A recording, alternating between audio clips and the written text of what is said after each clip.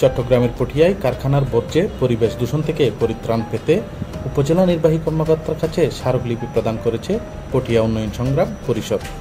বৃহস্পতিবার বিকেলে পটিয়া উপজেলা নির্বাহী কর্মকর্তা ফারহানুর রহমানের কাছে এই স্মারকলিপি প্রদান করেন সংগঠনের সভাপতি ও চট্টগ্রাম মহানগর ছাত্রদলের সাবেক সভাপতি গাজী মোহাম্মদ সিরাজুল্লাহ।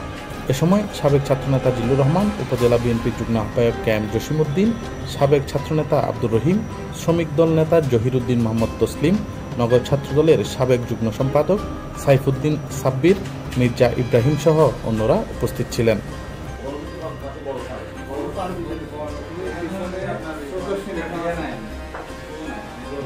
স্মারকলিপিতে বলা হয়, চট্টগ্রাম কক্সবাজার মহাসড়কের পাশে অবস্থিত ফুলকলি কারখানার বর্জ্যের দূষণে খাল বিলের পানি দূষিত হয়ে তীব্র দুর্গন্ধ ছড়াচ্ছে। বিষাক্ত বর্জ্যের কারণে চাষাবাদ ব্যাহত হচ্ছে। পাশাপাশি কারখানার বিপরীতে অবস্থিত ইউনিয়ন কৃষি স্কুল অ্যান্ড কলেজের শিক্ষার্থীরাও স্বাস্থ্য ঝুঁকিতে পড়েছে। পাঠদান কার্যক্রমও মারাত্মকভাবে বিঘ্নিত হচ্ছে। এ বিষয়ে দ্রুত কার্যকর ব্যবস্থা গ্রহণের দাবি জানানো হয়। ডেস্ক রিপোর্ট, সময়ের সংবাদ।